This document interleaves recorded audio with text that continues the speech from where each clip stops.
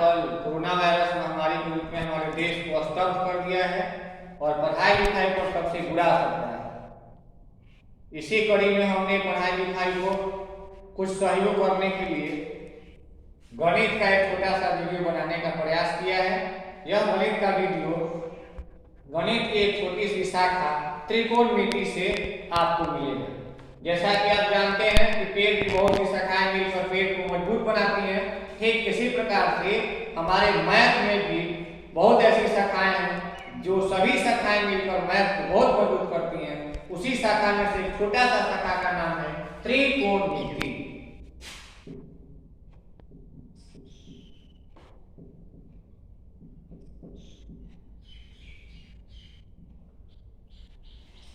त्रिकोणमिति को हम अंग्रेजी में ट्रिगोनमेट्री बोलते हैं।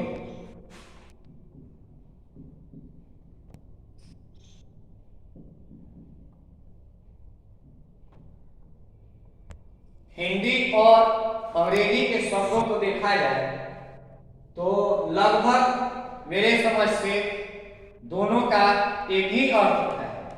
जैसे ट्राई का मतलब 3 होता है, गोनो को हम गोनियो बोलते हैं जिसका मतलब कोण होता है। मेट्री यानी मेट्रम मतलब मापन, यानी इस प्रकार से त्रिकोणमिति हमें त्रिभुज के कोणों के मापने का एक तरीका बताती है। त्रिभुज के कोण और भुजाओं से संबंधित हमें ज्ञान प्राप्त करना होता है तो गणित की एक मुख्य शाखा त्रिकोणमिति का अध्ययन करना होता है। त्रिकोणमिति का अध्ययन करने के लिए हमें सबसे पहले त्रिभुज का ज्ञान होना चाहिए। तो आपको मैं बता दूं कि त्रिभुज को डिवाइड करने के लिए 2 आधार लिया जाता है। एक आधार होता है भुजा तथा दूसरा आधार होता है कोण। तो भुजा के आधार पर कोण,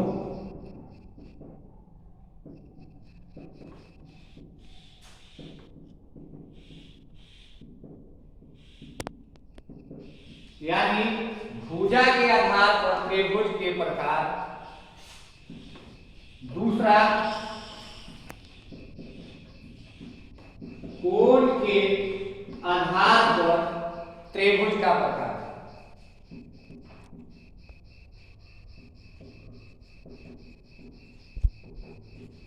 तो आपने बच्चों सीखा होगा कि भुजा के आधार पर त्रिभुज 3 तरह के होते हैं और कोण के आधार पर भी त्रिभुज 3 तरह के होते हैं।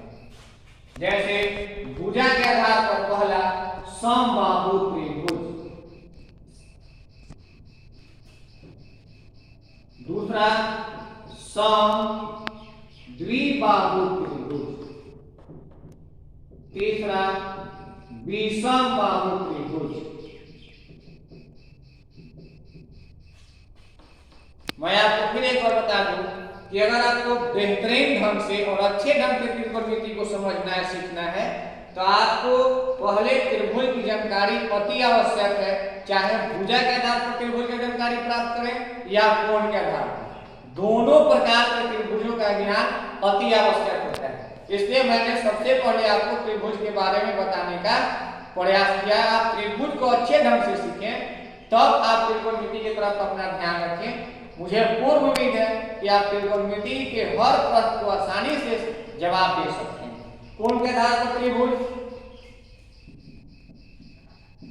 न्यूटोन त्रिभुज, दूसरा समकोण त्रिभुज, तीसरा अधिक कोण त्रिभुज, अधिक कोण त्रिभुज। तो अब आपके दिमाग में ये क्वेश्चन आ रहा होगा कि आखिर समबाहु, समद्विबाहु, विषमबाहु क्या होता है। तो समबाहु का मतलब होता है वैसे त्रिभुज जिसकी सभी भुजाएं बराबर हो, जिसकी सभी भुजाएं बराबर होती हैं उसे समबाहु त्रिभुज कहते हैं।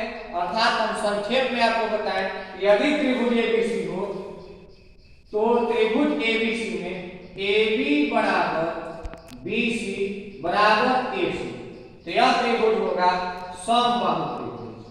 यदि त्रिभुज में दो भुजाएं बराबर हो, कोई दो भुजा बराबर हो, तो उस त्रिभुज को हम बोलेंगे समद्विबाहु त्रिभुज, अर्थात AB is equal to BC is not equal to AC। ये जो कंडीशन है इसी तीन तरह से लिख सकते हैं। इसमें विषम बाहु त्रिभुज, विषम बाहु का मतलब होता है यानी जिस त्रिभुज की कोई भुजाएं आपस में बराबर ना हो, उस त्रिभुज को हम बोलते हैं विषम बाहु त्रिभुज। कोण के आधार पर न्यून कोण त्रिभुज, आपको पता होगा कि न्यून कोण किसे कहते हैं।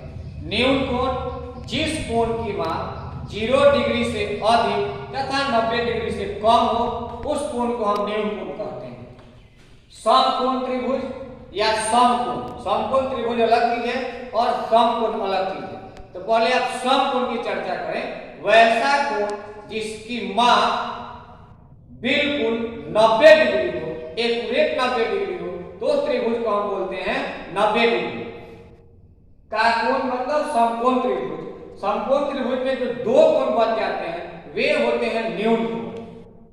अब आता है अधिक कोण त्रिभुज। तो अधिक कोण वैसा त्रिभुज जिसमें एक कोण कम से कम 90 डिग्री से अधिक तथा 180 डिग्री से छोटा हो, तो उस त्रिभुज को हम बोलते हैं अधिक कोण त्रिभुज। ये आपको जानकारी होनी चाहिए।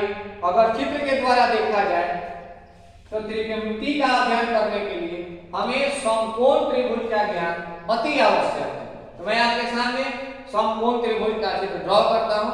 आप ध्यान से देखेंगे कि आखिर समकोण त्रिभुज का क्या गुण है, क्योंकि त्रिकोणमिति जो है बिल्कुल समकोण त्रिभुज के इर्द गिर्द ही घूमता है।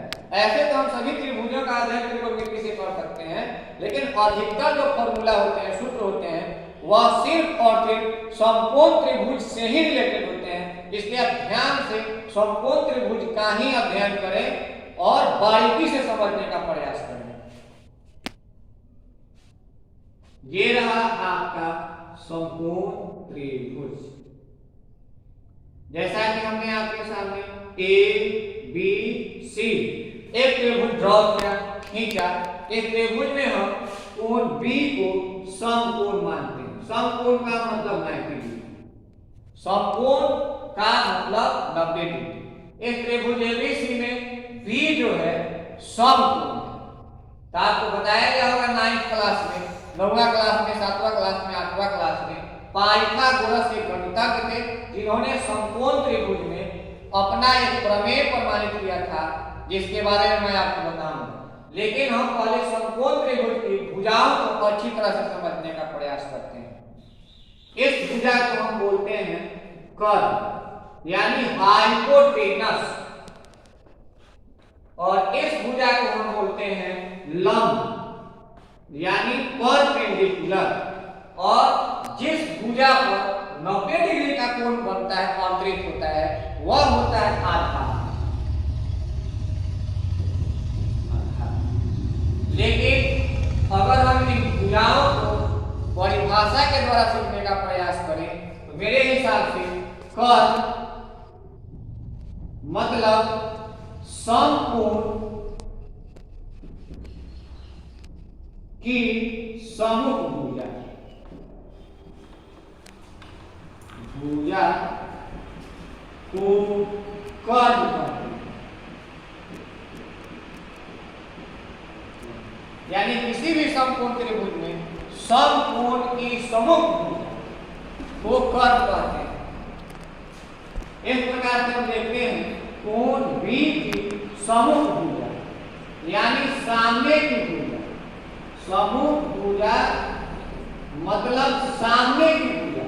ठीक इस कोण के सामने की भुजा को हम देखेंगे। ठीक इस कोण के सामने की भुजा का नाम क्या है? तो AC है।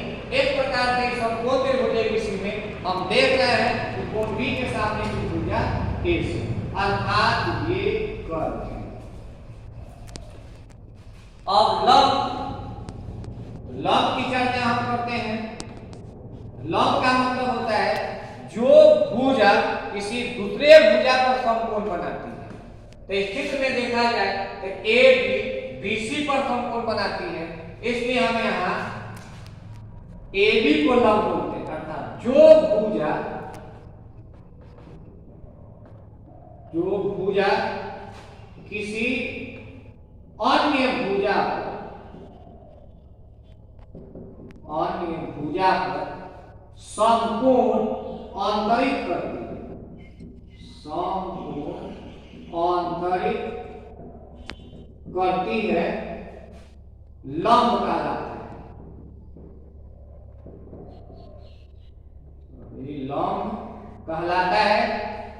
एक प्रकार से हम देखते हैं कि भुजा AB जो है वह BC पर 90 डिग्री का कोण बना रही है, समकोण बना रही है। इसलिए लंब यहाँ क्या होगा, यानी लंब बराबर AB। अब हम चर्चा करते हैं आधार। तो जिस भुजा पर वह समकोण बनाती है, जिस भुजा पर समकोण बनाती है उस भुजा को हम बोलते हैं आधार।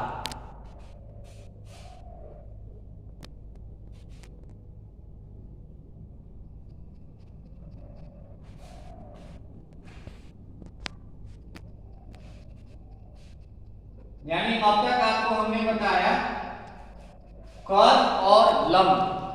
अब आ गया आधार यानी बेस। आधार का मतलब होता है बेस। तो बेस को हम जाने अन्य भुजा जो किसी अन्य भुजा पर